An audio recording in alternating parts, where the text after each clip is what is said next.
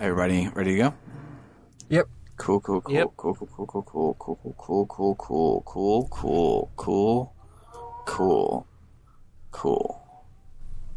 Cool. All right.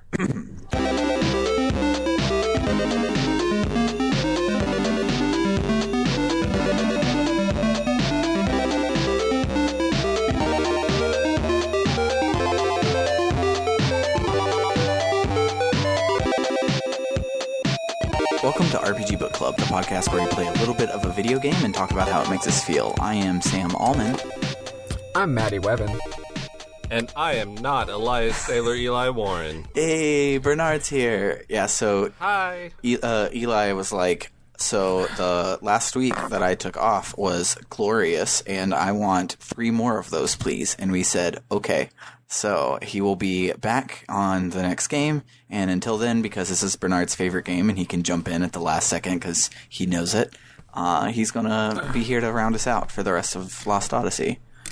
I don't know if it's my favorite game, but it's my favorite JRPG, and if you ask me, on certain days I might say it's my favorite traditional turn-based JRPG, but really it's my favorite JRPG, period. If you said it's your favorite traditional turn-based JRPG, what game would that be accommodating for? Probably Xenoblade Chronicles 2. Yeah, that makes sense. Xenoblade 2 is really good. I figured that's what the answer was. God. But today we will be talking about the first part of Disc 4. I think it's Episode 8 of Lost Odyssey. And before... Nothing fucking happens. Yeah. A really big thing happens, but that thing happens in 3 cutscenes. So, other than that, we played a really, really, really annoying dungeon, and that was about it.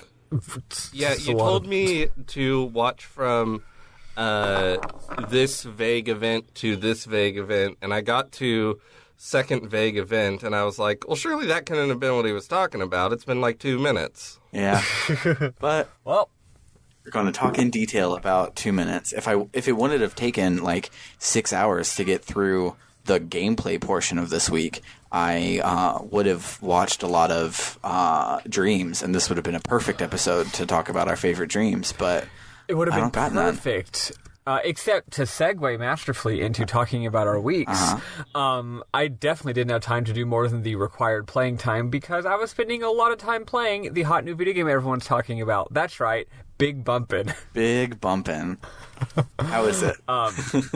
It's great. I'm bumping. I'm playing as the Burger King. No, Death Stranding came out on Thursday, and I was losing my bonkers all week, and then I played it, and I kept losing my bonkers because I think it's a goddamn masterpiece, and I'm loving every second of it.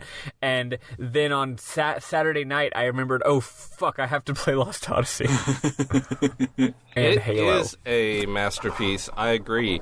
Although, I will say, I think Big Bumpin' is the worst of the 3 Burger King games. I much preferred Sneak King and Pocket Bike Racer. I've only actually played Sneak King. So I was at the GameStop hanging out because I had placed my pre-order, and then I was waiting to obtain it on Thursday night. And, you know, they're not going to sell it till 9 p.m. And there's not like a line or an event or anything. It's just like, come get your game. So I had like validated my pre-order. Like I had like gotten like the receipt and everything so that I could just pick it up at like 8:30. And then I was just like, I don't have anything to do. So I was browsing their used rack. They had a great used rack from last gen. Most GameStop used racks are just like a million Maddens. Mm-hmm. But they had a lot of good stuff up in there. So anyway, for $4 for $10 deal, I got Big Bumpin', Prince of Persia 2008 or whatever year that was. What were the other 2? L.A. Noire. Nice. L.A. Noire rules. Yeah, and then I think the other one was The Last Remnant. Nice. And the Prince of Persia you got is the weird cel-shaded one that's all about like one-on-one fights and nobody talked about, right?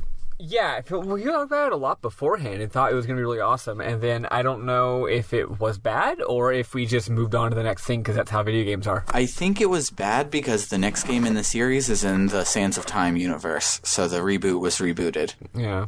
Or So, maybe it was just that no one cared because it wasn't in the Sand of Time universe. Who knows? I played it. I don't remember anything about it. I remember it had this cool gimmick where it was almost like Mega Man-esque, where there's like 8 or, I don't know, some amount of major levels, and you can play the levels in any order, but it'll do this thing where the levels dynamically get harder. And this is not an RPG, so it's like the level design changes to make the game harder as you go, regardless of the order you play the levels in, which is kind of cool. That's cool. I don't know if it worked, but it's cool. Yeah. Anyway, that's all I've done is play Death Stranding a whole lot. I'm not going to holler about it. If you want to hear me holler about it, listen to Have You Played Resident Evil? Yeah. Oh, we will talk a lot about Death Stranding on there, I am sure. Yeah, I had a very similar week, except I wasn't playing Big Bumpin'. I was playing Stardew Valley with Summer. We literally woke up one morning and she grabbed her Switch to play, and I'm like, you know what? Let me hop in and I'll play with you. And we stopped at 10 p.m. that night. And hell yeah. Oh, I should say why I was able to do that, because we haven't recorded an episode since it happened. But I got laid off, and that really blows. Yeah. Yeah, like I literally, the phone call that you guys don't hear because I cut this part out of the episode, but the phone call that I ignored in the Halo episode to continue recording Halo was them calling to tell me that I shouldn't come into work. So. Oh wow, it was that fast? Yeah. Jesus. Oh, so it was the most bonkers thing in the entire world. They literally closed the location overnight because we're all temps, so they don't care about us at all. And so they just said, hey, we're going to put everyone at your job title over in Michigan so you can uproot your entire life and move across the country for a temp job if you really want to, or you can not come into work and take severance. Yo, fuck and I'm Michigan. Like, yeah. Don't we have a listener from Michigan? Probably. No, you're thinking of Wisconsin as Matt. But that's right. Matt's from Wisconsin, yeah. And so I was like, okay, well, can I come get my stuff? They're like, no, we already deactivated everybody's badges, and it's a protected place, so you can't come in. We'll mail it to you. They ended up realizing that was stupid, so I could go and pick it up from them in the parking lot of their hotel.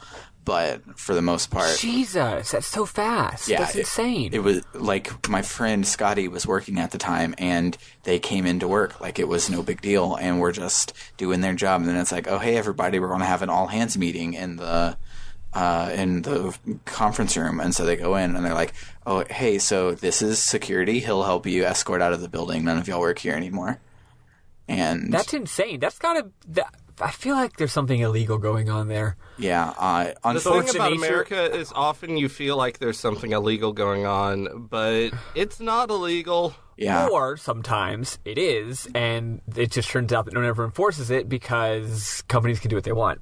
Yeah.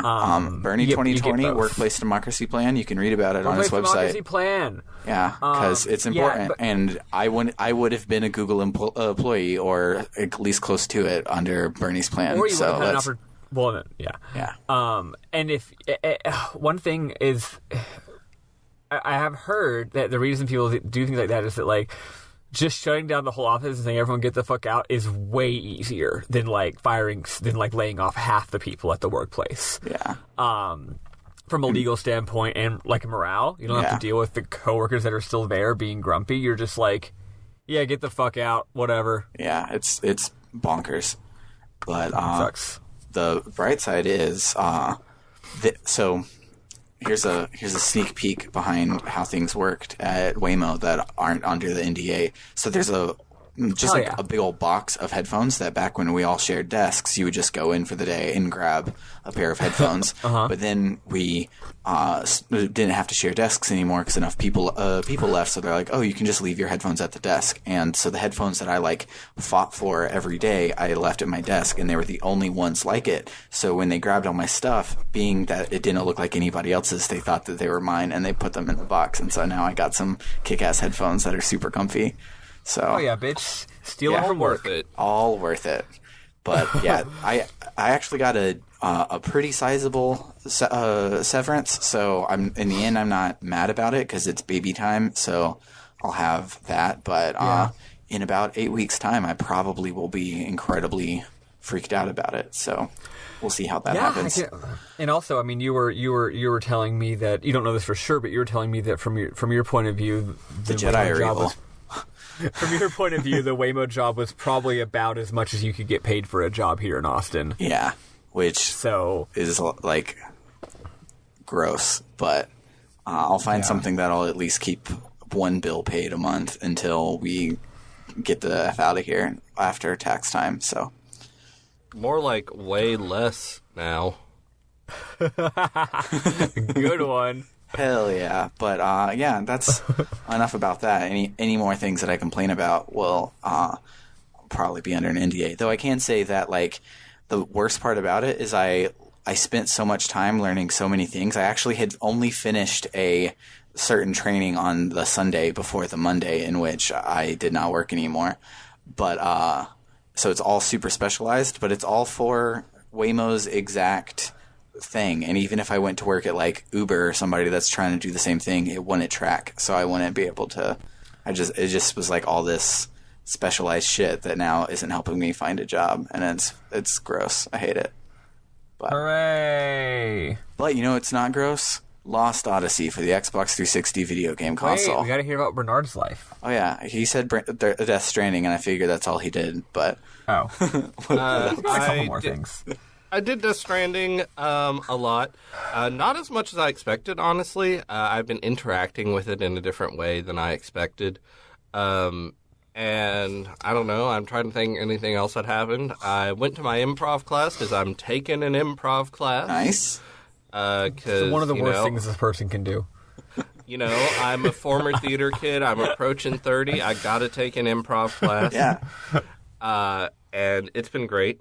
And for a long time I've been trying to get a group of people together to play Monster of the Week, which is a tabletop RPG, and I think it might finally be about to happen. Awesome.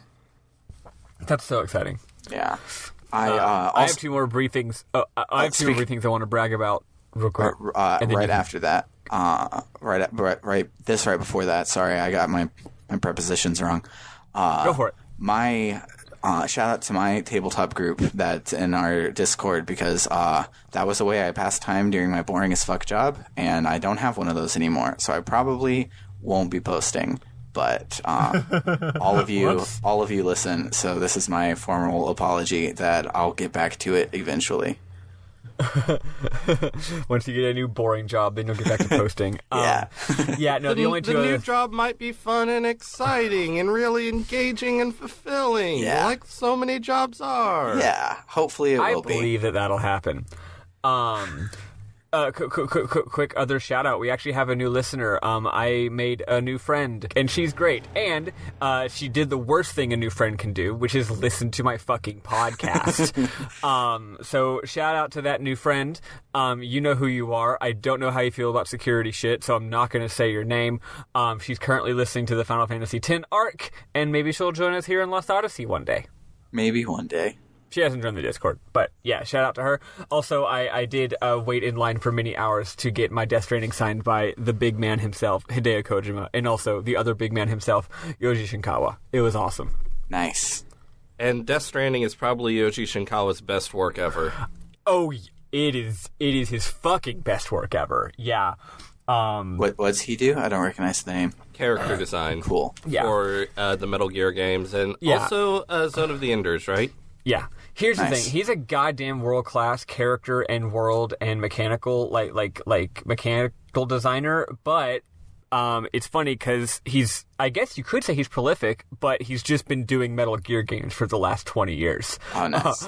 Without much else. So now he's getting to really flex his chops. I mean, this is not a world that's based on real life, so it's like fucking everything in it is made up. It's great. Nice. Love it. You love to see Although it. what has always been Shinkawa's great strength is that, in Metal Gear games, usually people are just wearing camo. They're just wearing army gear. Yet somehow he makes that look super fucking cool and unique somehow he does and fashion memorable. Fashion and characterization and uniqueness, even though they're just wearing very practical, pragmatic, real life clothes. And in this game, it's the same thing, but with hiking gear. Nice. You'll love but to there's see also it. some crazy anime stuff too. But yeah, that was our weeks. So now let's talk about Jansen and Ming's week, because it's spicy this week. God bless them. But yeah, let's listen to... sorry, go ahead, Bernard. Oh, I was just going to say, listening to this, I was so happy y'all liked Jansen so much because, I don't know, when I started the game, I was like, I'm not sure about this Jansen fella, but he quickly became, like, one of my favorite JRPG characters ever. But y'all liked him right away, and I was happy to hear that. Yeah, he's great. I love him. Yeah, I was expecting to have to be like the Jansen defender. Like, no, you don't understand. He's just not. He's not just the other. He's not just the same old sleazy pervert scumbag. He's not just Junpei for the 100th time in a video game. Like, I swear this guy's great. But then I didn't have to defend him at all. Y'all were just like, no, he rules and we love him. Yeah, he's so great. But let's listen to, I think, the world map theme. I don't think I've used it yet. Bernard, you didn't edit. You listened. Did I use the world map theme yet? I don't remember what the world map theme is. It's the main theme of the game. Play it. Cool.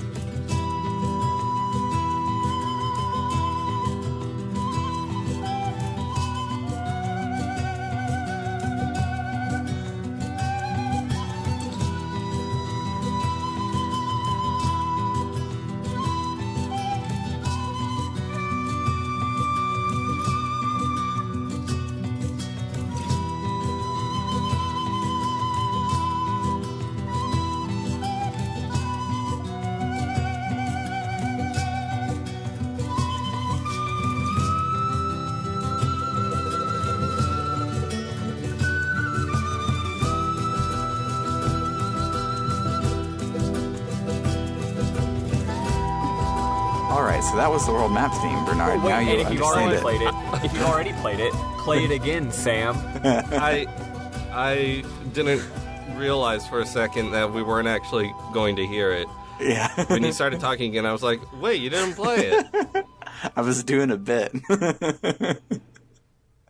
It's great. I wish I knew a way to... I mean, I could build a Discord bot real quick so I could play it over the recording for you, but I'm not doing any of that.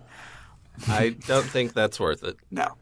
But, yeah, so when we last left our heroes, we were escaping the really, really hot ice cave, and then we did so in our submarine, which I was going to save this until later, but we might as well get it off in the open. Me and Maddie had a tiff last week about whether or not this airship could fly or not, because... Maddie was like, it jumps. And I was like, no. They all said the word fly. So we start this week, and they're talking about how the jump function is broken. And I'm just like, God dang it, I guess Maddie was right. Except they actually mean fly again, because when you fix the jump function, it's an airship and you fly. So and they even said, they're like, press X to jump. And I don't know, I just feel like, etymologically speaking, the word jump implies that you go up, followed by going down. Yes. That's my opinion about the word jump. Well, I mean, when you fly, you go down eventually. Yeah. I suppose. But yeah, it was just like... Having that tiff last week, followed by this week, was a total roller coaster. Where I was just like, "It was such a roller coaster." I was like, "I was right." Oh no, I wasn't. Oh, it was so good. But yeah, so we jump out of the burning cave, and we now get to explore the world map in its almost entirety. We still can't get past the cyclones, and we can't get past the ice flows. And I was like, "Are they really going to give us 2 more?" Vehicles here on the last disc? And the answer is, not only are they going to give us 2 more vehicles in the last disc, they're going to do it in the next 10 minutes. What I love about this game is that you get like 4 different vehicles, kind of. It's 3, but then one of them gets upgraded. And you use them each precisely 1 time. Yeah. It's beautiful. Aside from side quests, it's like the first ship, the slant nose you literally use to get to Tosca Village. And you drive like across a bay. Like the first place I accidentally ran into was Tosca Village with the slant nose. You go to Tosca Village, then you get this vehicle, which you only use to go to the eastern whatever, and then I guess after that you go, okay, so you use it twice. Mm-hmm. And then the next vehicle... Well, no, because you upgraded at the Eastern Tribe, so then you have your second and a half vehicle to drive to... Numara. So you use every single vehicle one fucking time. Basically, having vehicles at all and a freely traversable vehicle world map is just a completely unnecessary flex. Yes. None of this was necessary.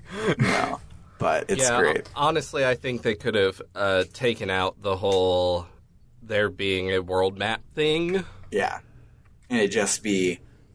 like plot that happens, and then you just can pick new places from the map. Map they were screen. Already almost there. I mean, FF9 was almost there. FF10 was there, right? Yeah. Why they decided to roll it? I actually do like how this game is a weird combination of super modern FF10 style gameplay with a little bit more like making it old school, kind of for no reason. I actually like that, but it is weird and stupid. Yeah, it's great. So, if you're like me.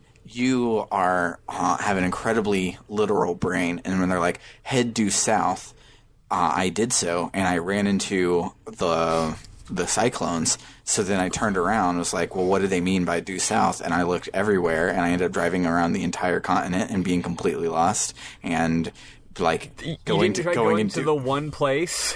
Yeah, and so I couldn't find it because they said there would be an inlet due south. And due south is the cyclones, but a little bit southwest is an inlet that's just a fjord to look pretty. And I was looking all through that fjord trying to find some place to dive and go through it, and did not even see that a little to the southeast was a thing. But if you say due south, it better be due south is all I'm saying.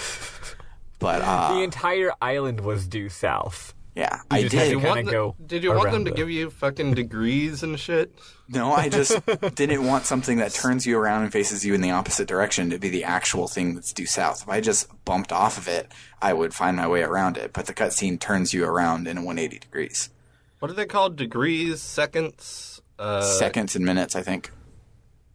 That's what time is called. Stupid. That's why. Idiots. You know who's fucking stupid? Sailors. Fuck all sailors. If you're listening to this and you're a sailor, fuck you. Maddie, that joke won't work. You know Eli never listens to the podcast. But yeah, so what I did do is I went to Saman and I sat through the god-awful auction house game to get my thing from Kent back so I could have more slot spaces. And that auction house game sure is bad. And I hate it a lot. I thought it was neutral. No. I didn't have any opinion on it at all. It would be neutral if it didn't have a max of 3 bids and didn't have the chicken or the old lady whose thing is that they bid at 1 second. So like a thing comes up that you want, so you bid on it, and then you're in a bid war with the other normal person there, and you end up using all 3 of yours to win, and then at the last second the fucking chicken will bid on it, and then you have to sit through all of the medicinal herbs that you missed, and you have to go through the entire list again before it comes back to the thing that you lost on to get the other thing, and it sounds frustrating. It was quite frustrating. I must have accidentally done it right without thinking or using my brain at all.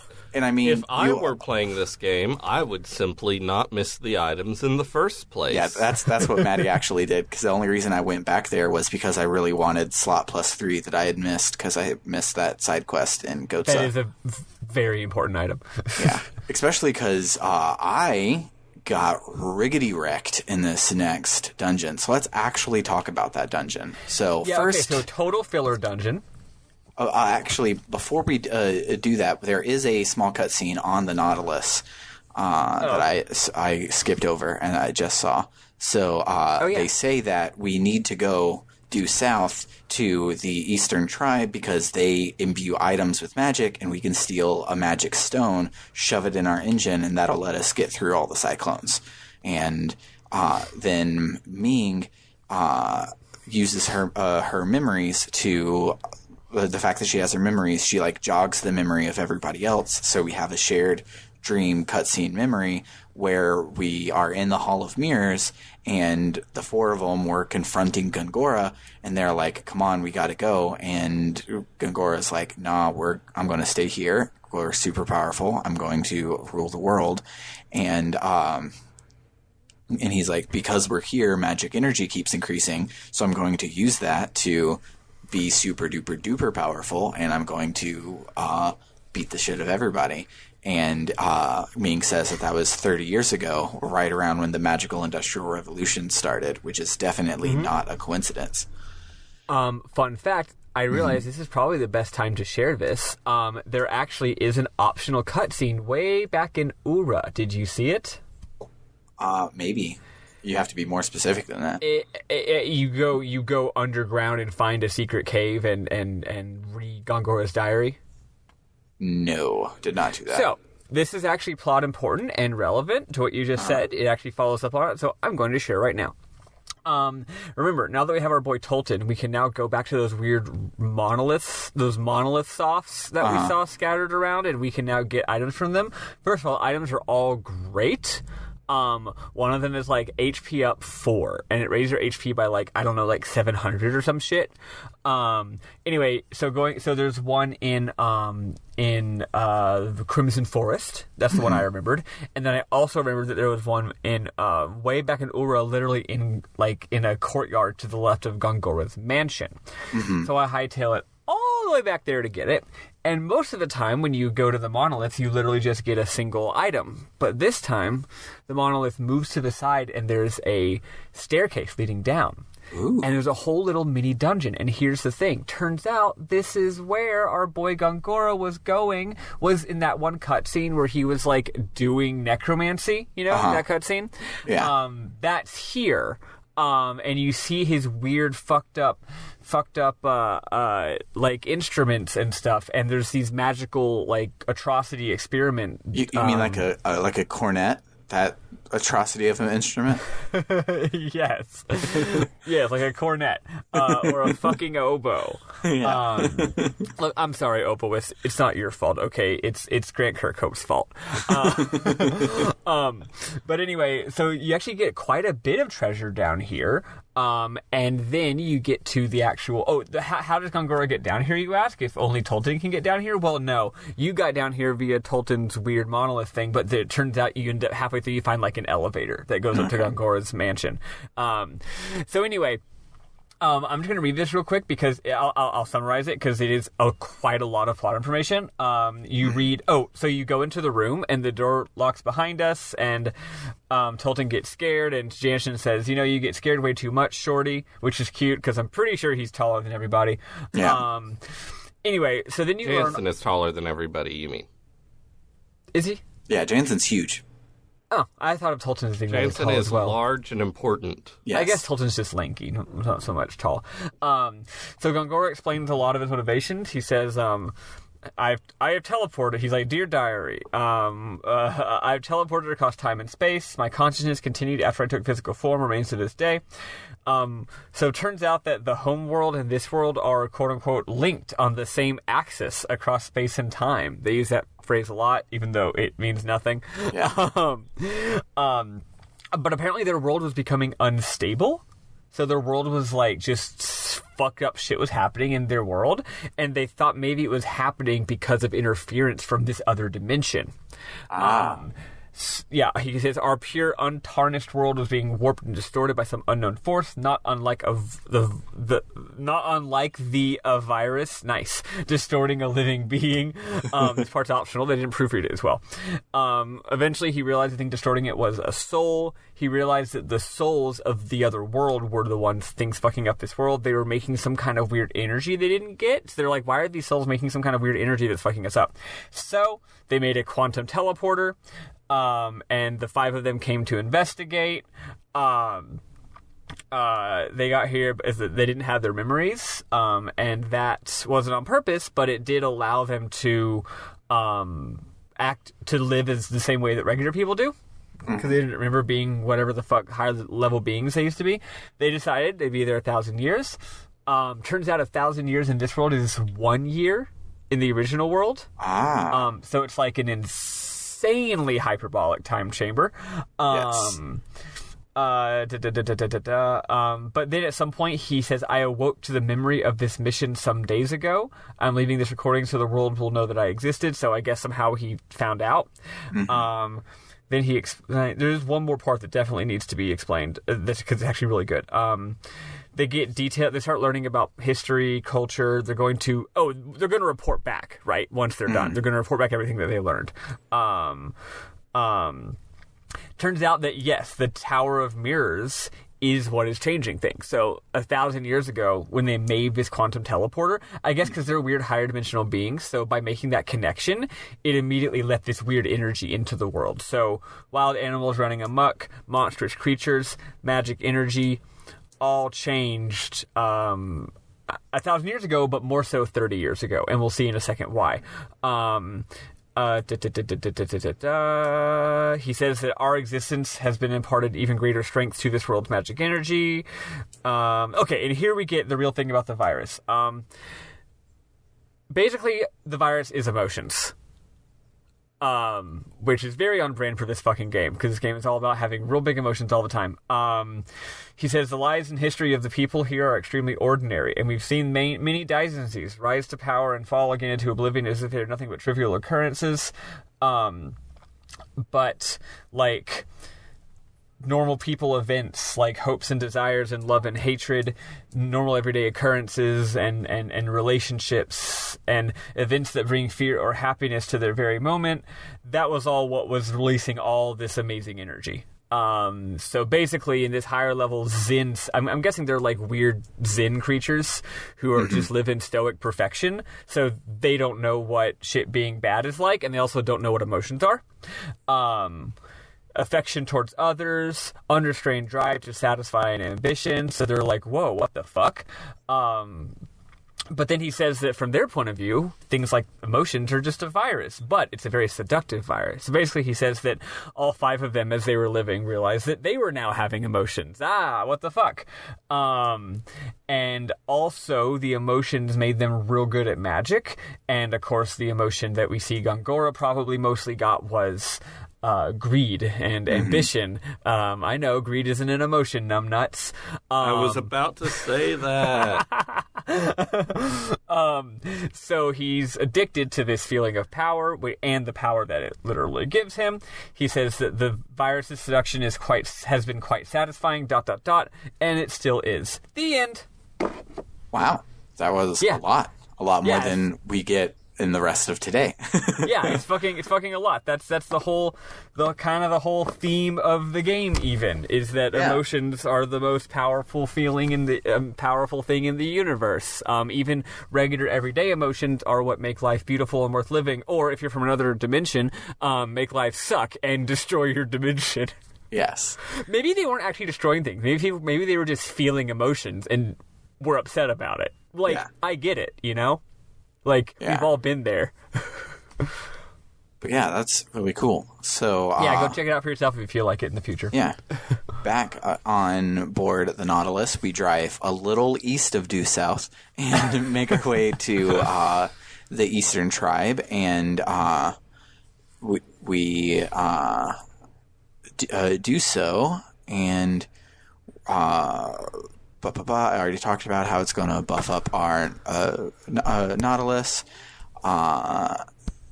Then there's a bullshit filler dungeon. Yeah, it's basically a bullshit filler dungeon. I was reading the bit about the cutscene, but they're all just talking about dungeon plot. We're like, we got to go get the item. And what's really cool about this is Kefka's tower, but the mobs are really damn strong. So there's a brief bit in the middle where your party rejoins, and I had to grind for like 30 minutes to get everybody skill +3 and double SP and things like that, because the party split is family and not family, and that party split was not my normal split. Yeah, you don't get to pick the split. You have a 5-party and a 4-party. For me, it worked out fine, and I guess I was a little more leveled. So I was doing. You've been higher level than me for the past 3 or 4 weeks because you first usually talked the about. game's harder for me anyway for no reason because I'm stupid. Yeah.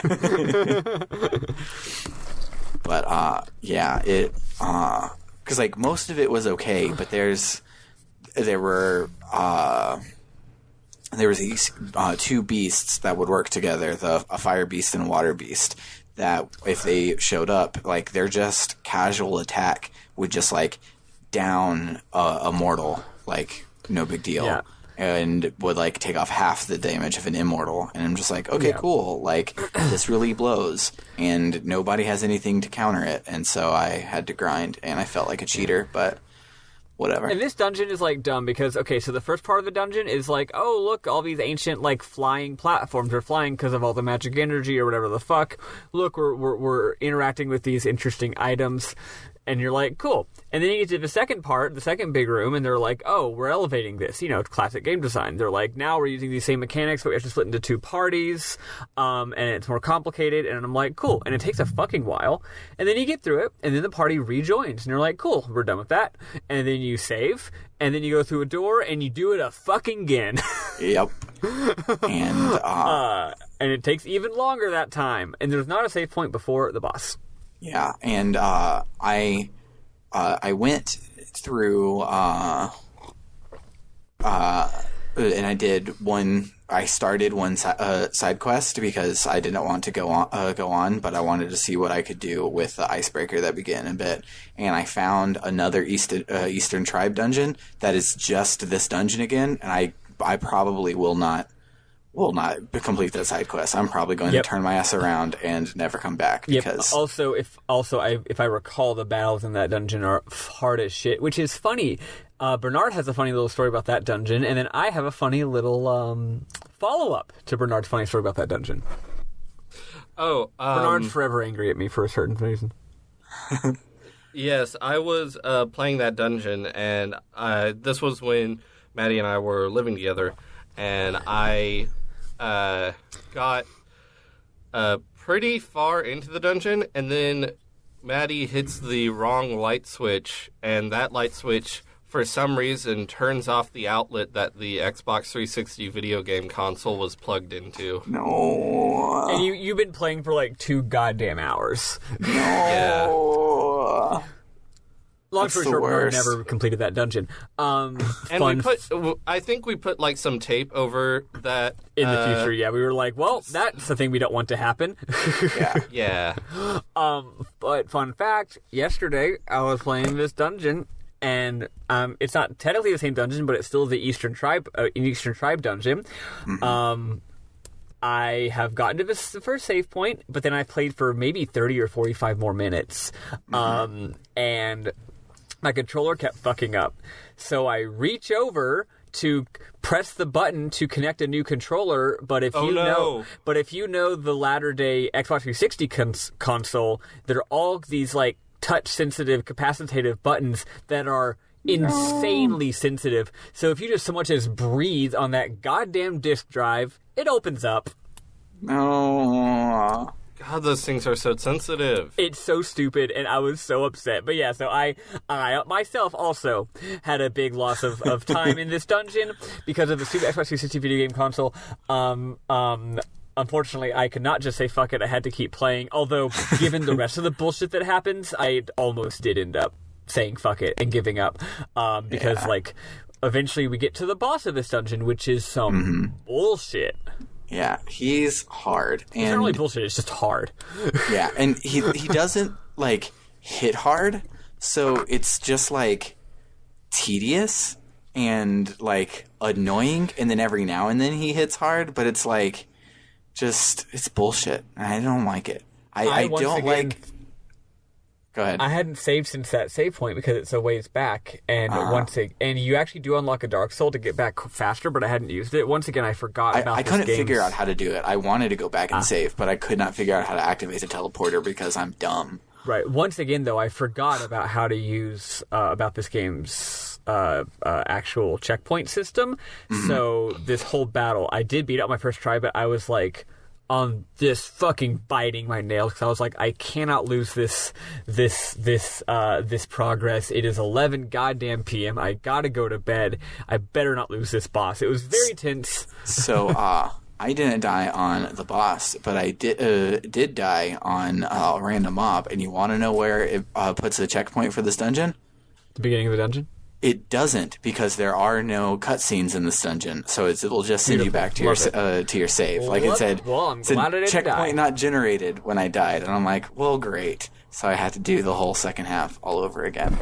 But yeah, this boss has two little dorks that he pops up that control his counterattacks. So if you try to fight him before you kill the dorks, he will destroy you. So you kill the dorks first, and then you kill him. None of it's really hard if you're not getting counterattacked, but it just, like, everyone has way too much HP, by a lot. Well, also, the fact is, I mean, it's 3 enemies means they get 3 hits. They get 3 hits per turn, and for me, they were kicking my ass, actually. I was on the absolute version. I had to blow through pretty much all of my fancy healing items. His big thing is, one of them will do a move where it shuffles your party formation, and then another one does a move where it only attacks one of your allies, and whichever ally it hits, it freezes them in that position. And changing party formation is not trivial. It does take a turn for a character to do. It's an actual action that character performs. So you're constantly reshuffling. Then again, eventually you're like, I don't have any GC. Why does it matter? Yeah. I never bothered with it. I only got hit with shuffle on the last turn of the battle. I got pinned in place a lot, but I just happened to get good RNG on that. But that is good. But yeah, it was annoying. So you kill it and you take. Oh, I guess there's a cute little bit, but I guess I can go in memorable moments right before the boss. That's gonna be memorable moments. That's the Jansen report. So after. I mean, it's a Jansen scene, so... Yeah, it's definitely memorable. So afterwards, you get the little doohickey, and you take it back to the Nautilus, and you plug it into the engine, and now you can go fast enough to escape the whirlpools, so you can explore the whole world map. You can't go everywhere, but you can explore everywhere, which is cool. Yep. And you do that to take your way down to the port of Numara, where you see a giant dinosaur come alive. And you're immediately put into a cutscene and then a bunch of stuff where you can't save. Here's one nice thing. I hadn't saved since the save point in the ancient dungeon because I was fucking stupid. My ADHD, I literally kept thinking I should save on the world map. I would hit the button to save, to hit wide open the menu, and then I would open the menu, and then I would mess with my skills and equipment and reconfigure stuff, and then I would close the menu. Anyway, it turns out this game does give you a check. Basically, if you die during this sequence, the checkpoint is in the ocean immediately before triggering the cutscene. Oh, that's nice. So thank God. Yeah. Because every game should have an autosave, and those autosaves should be often and frequent. And this is not quite Mass Effect 1 level of bad autosaves, but it's more like Halo. It's more like Halo 1 level of bad autosaves. Halo has good autosaves. I really like Halo's autosaves. Halo 1's checkpoint systems don't work like half the time for me. Yeah, I really like it. Mass Effect 1 would be you do an entire dungeon and you die, and the autosave was landing at the beginning of the beginning of the world. One game that should not have autosaves is Nier Automata, just because the messages you get warning you that there's not autosave are hilarious. That's true. But anywho, so yeah, we go and we see a dinosaur, and Ming is like, "Oh shit, this is the dinosaur from that cutscene that you didn't see, Sam." And I'm like, "Got it, thanks." And she's like, "This is the one that was attacking Numara, and it was frozen. But when I got my memory back, it must have had a kill switch or something to come back alive. So we should go kill it and save my people." So we go up and we kill it, and it's not a hard boss fight, but it's non-trivial. And I'm like, okay, cool, that was fun. And they're like, oh shit, there's 4 more of them. And we then have to do 4 of them in a really cool little... It's kind of like the thing in Final Fantasy VII where they're automatically advancing and you go to stop them, but it's way better than that. The only thing that stinks is what you can do is you can go to each of the dinosaurs and you can run away from these fights. They're not true boss fights. And so you go in and you can cast sleep, then he'll fall asleep and you can run away, and that'll stop him from moving on the world map. So then you can do that to all 4 of them and then pick them off one by one. Except anytime I tried to use sleep and then have my slowest character use turntail, so like I would get out in one turn to be efficient, he would wake up before turntail would happen, and so he wouldn't even go to sleep. And I wasted the whole battle and the whole long ass load time and everything to make it happen. Here's what you gotta do. So I finally beat it with them like almost on the shore at Numara Port for the last one. It was I still did lose this like 2 times, but it was only due to my own hubris. I was like, I'll do one more round with this one before I go fight the one that's getting close to the shore, and then it was too much, right? Yeah. But no, so for the first time you fight these guys, I got absolutely demolished because one of their RNG attacks is like fired like demon breath or something. Mm-hmm. It does unimaginable damage to everybody, and it just uses it not every turn, but just constantly, right? Turns out even the first version of this monster before you get into the special event is super weak to sleep, and I found that out by going online because I was so stuck. And here, so I figured out how sleep really works. Because again, I was having trouble, so I really dug into it. Sleep makes you lose a turn. But only if you're asleep at the end of a round, which is kind of interesting because you know how sometimes it's like, oh, they were asleep, but then you woke them up. If they're asleep at the end of a round, their turns don't get propagated next round, which means you can wail on them all you want, and they'll wake up, but they still don't get that turn. Yeah. Which is cool. But what would happen to me is I would have my faster caster, Cook, who gets fast cast 2 here, and so she casts really fast. So she would cast sleep. Basically, if he was doing a normal attack, he would go first. But if he was doing his Mondo attack, it would take longer to charge, so he would go after Cook. So Cook would sleep him first. So Cook sleeps him, which wipes his turn out, and then last would be Sarah, and Sarah would use a spell and do fuck ton damage. That would actually wake up. It wouldn't have like an animation like he woke up, but when I would check his status in the beginning of the next round, he would not be asleep most of the time. Sometimes he'd stay asleep, most of the time he wouldn't. But what I found out was that if Sarah defended, almost every single time he would stay asleep to the end of the round. So basically you have to put him to sleep and then not touch him, right? Yeah. Or in my case, I would just have them both use sleep, just in case the first one didn't take.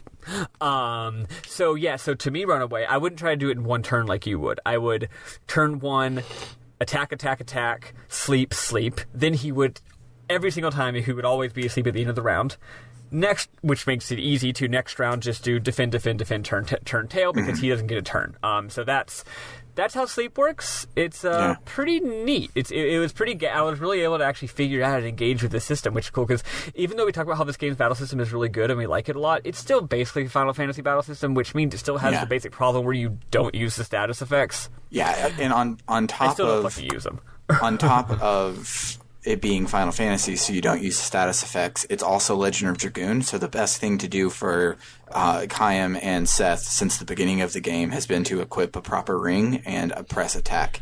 And I spend so many times getting Chaim combo and things like that, but combo doesn't use your element from your ring, and so I do more damage if I get a perfect from attack instead of doing a combo where you attack twice because of the element buff. So it's just like, you know what, I don't need it. I'll just keep punching, and it's like cool that they made that engaging with the ring system though, because like not only do you have to be doing something, you also like want to equip the right one, and it feels like you're doing more than just spamming attack. But it's kind of just spamming attack and your strongest moves all the time.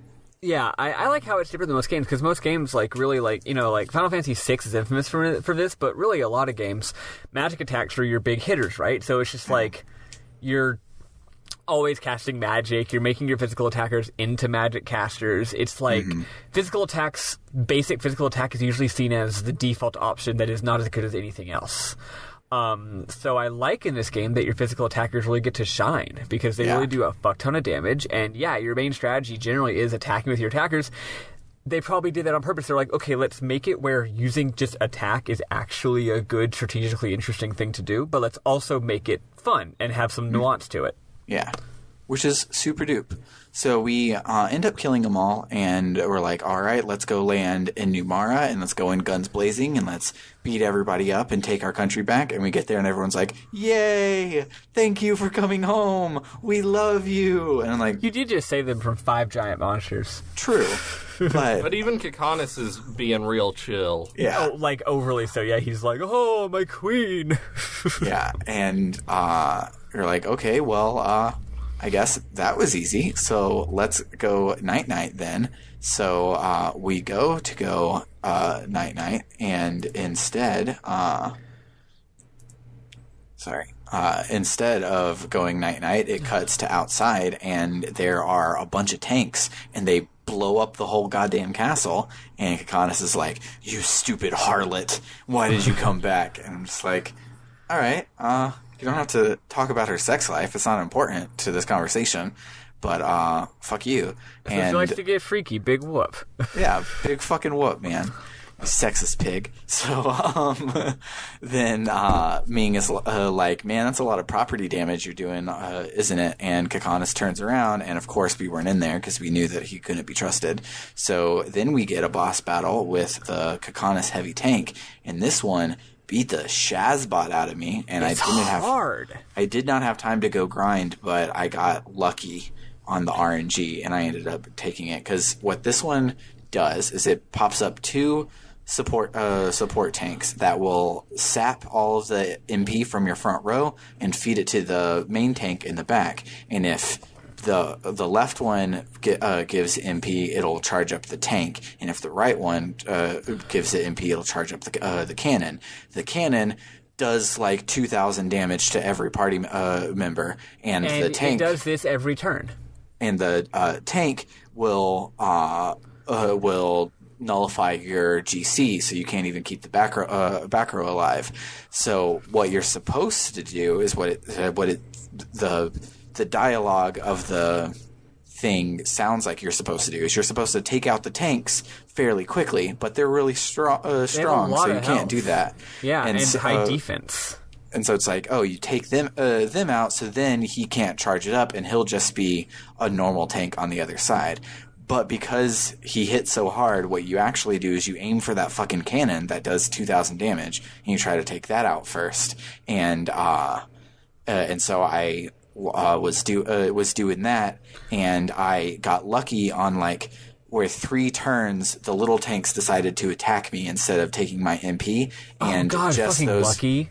Yeah, just those 3 turns were enough for me to eke out enough damage to kill the cannon, because like I had Kayam and Seth in the front row, so they can tank being run over, like no big deal. But they could not protect the party from getting roasted by the cannon. Fucking saved my bacon this battle. Ced's 2 items skill. Yep, absolutely. Holy moly! I need to teach that to everybody, because being able to like pop off, like being able to heal, because generally this can work because of the GC and stuff. You generally don't have everybody low on health ever. A, because of the GC, and also B, because Kayam has motherfuck HP pool. Yeah. So like generally there's only 2 or 3 people that are in danger of dying at a given moment. So the idea that you can just get up to basically fine immediately because of Ced, or maybe with one more character without just wasting the rest of your people's turns, really good. I didn't go for that. I thought of that strategy, but I figured the tank that was charging the cannon had same amount of, had a similar amount of health, so I hit the tank instead on my second try, because I was hitting the left tank at first, and I didn't realize until I had been died that the left tank is the one charging its tank move, and that move is like not that big of a deal. Yeah. So once I knew which one to attack, it was still hard, but I just went all in on that attack and eventually beat it. It's tough. And then once you beat the 2 buddies in the front, turns out as usual, Kakanis is a small baby. Yeah. And so what's hilarious is because I did it out of order, instead of doing it, all right, when the first mob dies, have Kakana say this thing. They had the lines tapped to the particular tanks. So since I killed Kakana's tank first, he goes on a long monologue about, yada, yada, yada. I was ruling in your stead. We needed to be strong, and you were so weak. And Ming is like, I do know that we need to be strong, but you're not being strong for Numara. You're being strong for yourself. And that has like this big tell-off moment. And then the battle continues, and then I kill a tank, and he goes, "Arg, you're so annoying, but don't worry, I'll get you." And then you kill the other one, and it is like, "Oh, you took down my tank. Well, fire, fire, fire." And then the battle's over. Very nice. Very nice. It was so great. I love Kakanis. I think he's a great minor villain. I love how he's just like, remember I'm in this game? And then you're like, no. And you kill him. Yeah, it's great. Like tying up loose ends. It's like, before we do the boss, we have to just go kick this guy's ass real quick. Yeah. And so then after the battle, Ming is visited by her ladies in waiting, which is hilarious because she's an immortal, so they're ladies forever waiting, and you can tell because the head one is like old as shit. And yep. I thought that was a great touch where instead of being like an old lady from a Miyazaki film. Yeah. And instead of being like, if you go watch Rain on the CW, all of the ladies in waiting are like potential queens. They're all about her same age, et cetera, et cetera. And these are just like, oh yeah, if you're 1,000 years old, all your ladies in waiting are going to be like 90. But Ming is like, so I have to go and see a man about a dog. So you guys are in charge. Don't let Kakanis do anything ever again, because military is bad, and I trust you guys to run it in my stead. And there's a small bit that I missed the exact wording of, but basically they were like, well, Ming, if we go and stop Gongora, are we going home or are you going to stay for Numara? And she doesn't answer at the moment. And after she leaves, Sarah asks Khaim the same thing, and Khaim does not reply. We don't know what he's going to do yet either. Yeah, so Khaim asks her with his very dramatic, serious voice if she's going to go back to Numara or go back to their home. And I forget exactly what she says, but she gives some cop-out answer. Yeah. Yeah, I do want to clarify a little bit. In one of these cutscenes, they specify something interesting, which I didn't say earlier just because it wasn't explicitly to being revealed yet, but at some point it turns out that that 30 years ago what was happening was the mirror activated, and the mirror was like, it's time to come home now. And the thing is, it doing that, I guess the idea was that the portal opened. That's what caused the Magic Industrial Revolution.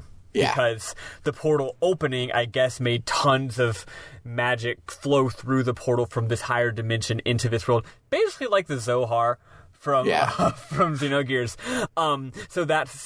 So all along this whole 1,000 years, there's been magic, but it opening, and also I think there's a little bit of an implication that maybe if they don't go home, things might continue to get even more magic will spill out. Like this gate's going to be open until they go home.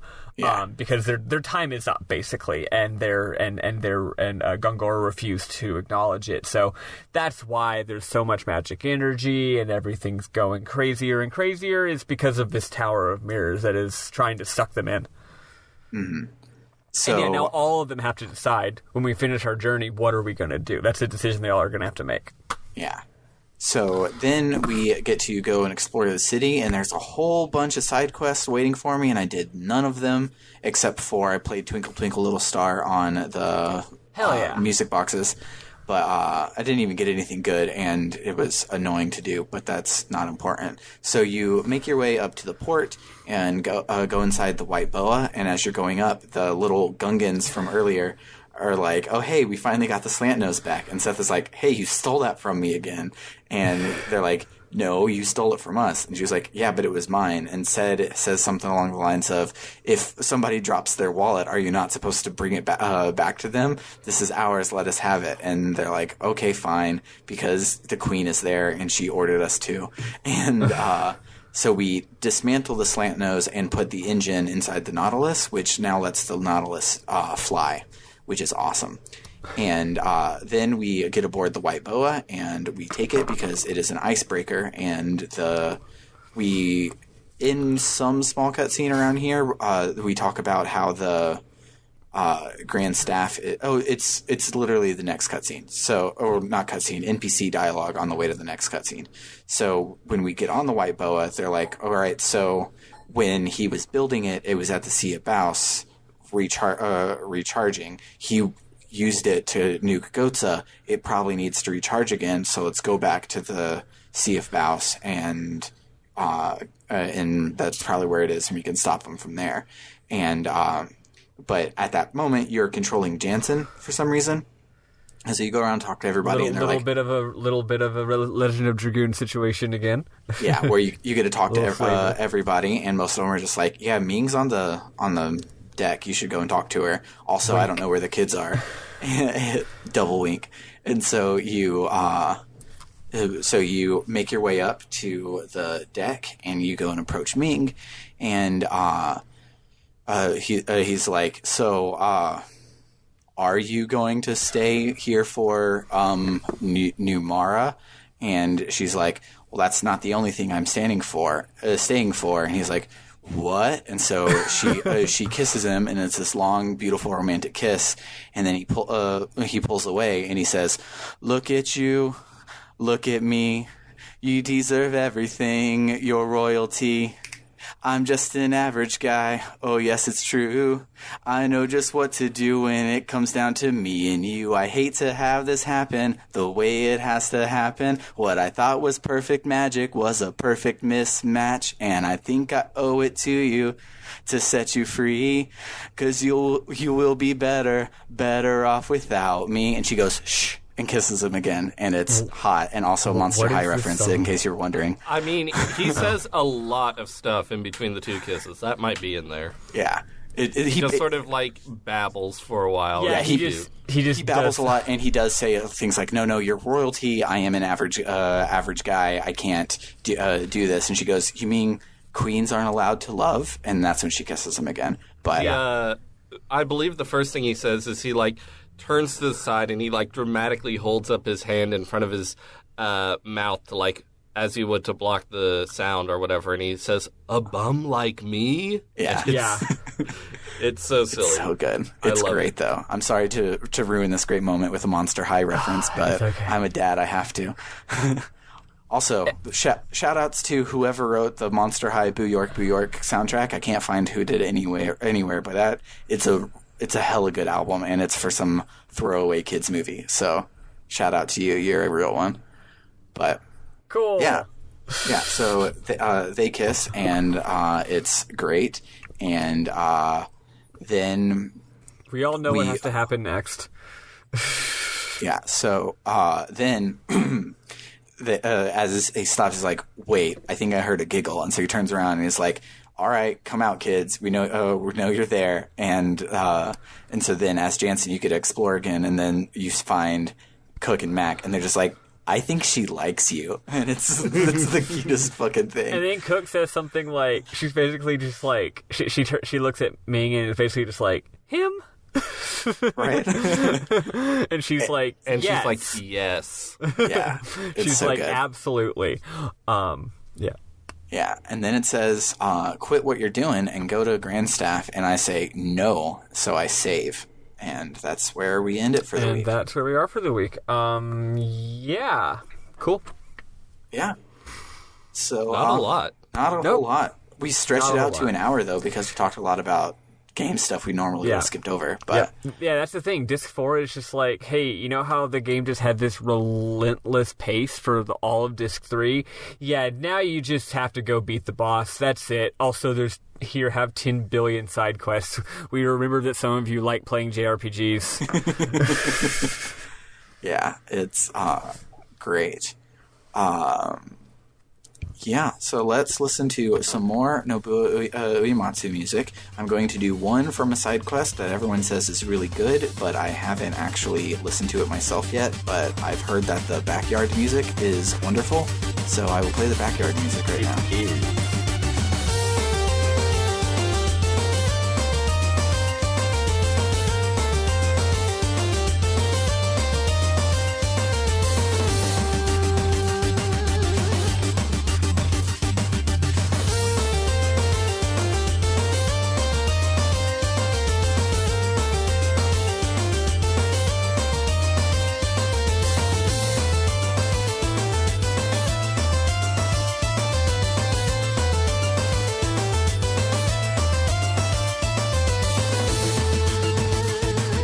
So, memorable moments. We will start with our guest, Bernard.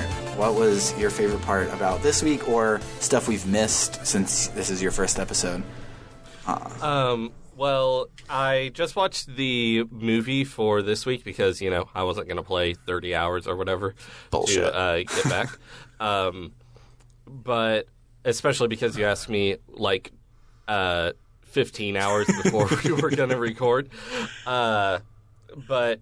So I watched the movie of what y'all played this week, and so when they first are going up to get the stone from the Eastern Tribe, the stone they're going to stick in the engine, yes, there's this great little scene where one of the kids, I forget which, runs forward to go grab it, and everyone's like, stop, no, don't do it. And then Jansen runs forward and is like, I'm an expert in stoneology.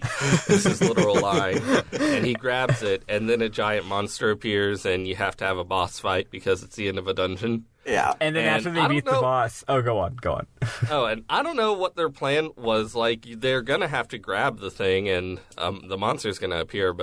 And then after the boss fight, Jansen goes to grab it again, and as he puts his hand on it, Ced and the kids are like, boo! And he freaks out, and then they're laughing, and it's a great moment. I want to comment on that scene real quick, which is that what's cool here is that it shows that Jansen is stupid, yes, but he's also extremely brave. Yeah, and Seth actually brings it up because she turns around and is like, "Look, he did all of this to help us. Tolton, you need to be more like Jansen," which is really cool. And in my next memorable moment, we also see him be brave, which is when they go back on the Nautilus after getting the stone.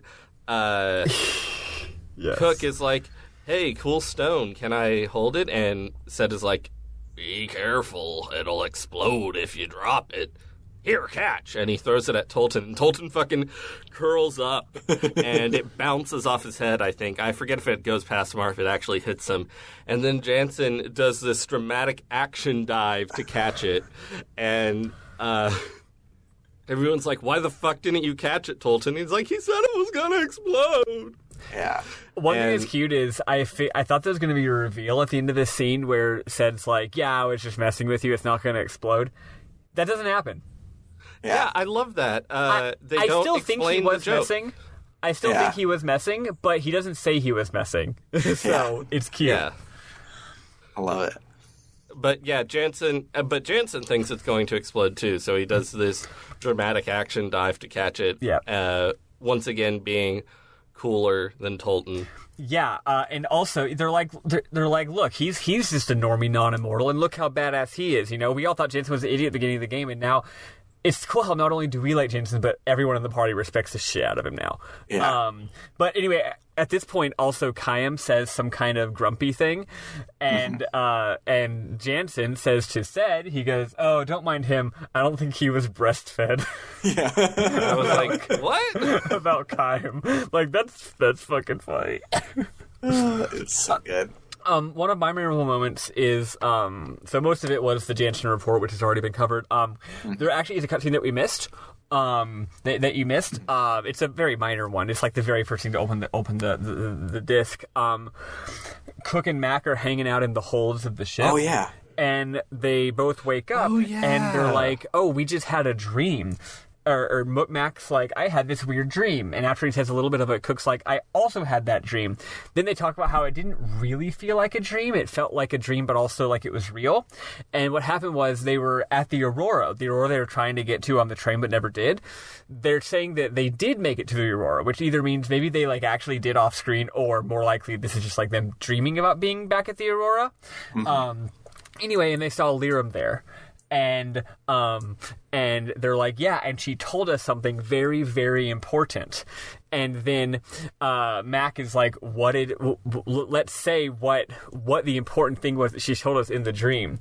And then the important thing was for the important thing was a thing for them to tell Chaim and Sarah. Yeah. Yeah, I forgot their names for a second. Yeah, it's a very important thing that they need to tell them. And then, like, in Twin Peaks, they're like, wait, I forgot. No, I'm just kidding. Sam, there's a hilarious bit very early in Twin Peaks where literally Cooper has, like, the second episode, just a dream where in the dream they straight up tell him who the killer is. And then he wakes up and immediately calls the sheriff and says, Sheriff, I know who the killer is. And then he comes over the next morning for coffee and he's like, okay, who is it? And he goes, I forgot. Which is just the best shit. I love it. But yeah, so that's basically what happens. Anyway, no, what she said was she said thank you. She said thank you to Chaim and to Sarah. And then she talked also about how she loves her kids and was glad that she got to see them again, blah, blah, blah, blah. It's a sweet scene. And during this scene... Yeah, go ahead, Bernard. During this scene, standing outside the door is Sarah. She's, like, listening. And just the filmmaking is beautiful. Like, there's just this very long shot of it just sitting on Sarah's face and her having subtle emotions. And it's amazing what you can do with the power of the Xbox 360 video game console. It's seriously, like, this game's facial animations are just absolutely next level. Like, there's nothing like this on the 360. Like, nothing on this level in this generation of game consoles. Even if it looks a little funny sometimes, the expressiveness is so much. Yeah. It's certainly I don't know if I would go so far as to say there's nothing like it on the 360, but there's nothing like it in 2007 when this game came out. That's for sure. Definitely. Yeah. And also the face the face textures when it zooms in super close are super detailed. They got like pores and shit. Yeah, it's good. There's a lot of close-ups this week. Yeah. Let's see, and I have one more thing. When you beat Kakanis, he says something like, just typical like, "Ugh." He definitely says "arg" or "ra," but the subtitle is "Ugh, U-G-G-G-G-G-G," and I just think that's very with fitting. With a period. Yeah, I just find that very fitting for him. He's just like, ugh. He's just so pathetic. He's a good boy. Anyway, that's all I got for the week. Yeah, I think all of mine got covered in the Jansen report, because this was basically just a Jansen report week. But I actually have one more tiny thing that is Jansen related. Go for it. During the scene after Ming kisses him, at first I couldn't tell if this was what was actually happening because the scene's like at sunset, so I thought it might have just been a lighting thing. But Jansen is blushing a lot, and it's really cute. It's so cute. I wasn't sure at first, but then once Cook and Mac show up, Cook actually says, "You're blushing," and I was like, "Oh, he is." Oh, That's actually, great. I want to mention just like the Ming scene. Let's just talk about it for another fucking second. Sorry, because we all know it's so goddamn good. I love how Ming kisses him. Because he, at the beginning of the game, he's like this ladies' man, but turns out when he actually likes someone, all of a sudden he's not such a ladies' man anymore. He gets very easily flustered and nervous, probably because he knows that this is like, he doesn't want to fuck this up, right? Yeah. Like, this is something really special. This is a really amazing gal. But like, it's like, he says, "Are you going to go back to Numara?" She fucking sees the opportunity, and she's like, "Hell yeah, I got an opportunity for a good line." I feel like some of us have been there in real life, where like you've got an opportunity for a really, really fucking sexy line. Oh yes, and you're like, "Hell yeah, they just set that up." So she says it, and then she turns towards him, and she just like slowly walks towards him the whole time, making like sexy eyes at him the whole time. And it's cool because the whole game, he likes her, and now she's just like, no, fuck this. I have overcome any queenly inhibitions I may have. I know what I want. I'm fucking going for it. And it's really, really good. Also, the kiss is well done. It only happens for like half a second before it cuts away, which is important because video games are hard to do kisses. But they do a really good job with it. It wasn't I think Drakengard has a really bad kiss early in it. Am I remembering that correctly, Maddie? Is that the game I'm attributing correctly? But there's some game where like it's like a big important plot moment where there's a kiss by the bad guy to the girl you're trying to save, and it's just like somebody shoved two paper mache heads together. And are you thinking of Final Fantasy X? No, that one is pretty bad, but I wasn't thinking of that one. And there's a shot of it cuts to a side shot of them that pans up from the ground, and like because he's so goddamn tall, she's like on her tippy toes. Her heels are like lifted up off the ground, like holding on to him, kissing him, and it's so good, man. It's just really fucking good. The romance is so believable, and both characters are so sweet. And they both. I totally see why. Well, I see why he loves her because she's extremely hot and smart and talented and is a queen. But I totally see why she loves him too. Yeah, it totally tracks. Yeah. I mean, we all love him. Yeah. It's so good. I love it so much. I just remembered one more tiny memorable moment. When they're going into the Eastern Tribe thing, I forget what Ced says, but there's this long cutscene that we didn't talk about because it's just explanation for the filler dungeon. But Ced says something, I forget what, but Seth grabs him by the ear and like twists his ear, and he's like, fuck. And Max says, moms are like that. And his voice is so cute. The kids are so cute. I love them so much. Also, at one point, I think Jansen whines. He says, why does this have to be designed like a dungeon puzzle? He actually says that. And then there also was a bit, it's some throwaway, I can't remember what it was, but Jansen says something, and this might have even been last week, but I feel like I just saw it. And Cook like kicks him in the shin, and he goes, "What are you, related to Seth?" And it's great. Yep, love that shit. This game's good, guys. I'm so glad we're playing it. It's a good fucking video game. I'm so glad y'all are playing it. Speaking of great video games, if you want us to play Danganronpa or Phoenix Wright Ace Attorney, you should go and vote on our Ko-Fi. Right now it is tied, so you could be the swing vote because next week we're calling it. So this is your opportunity to go and vote. And Eli will be back for those, and I will be gone for those. Because I will be getting ready for baby time.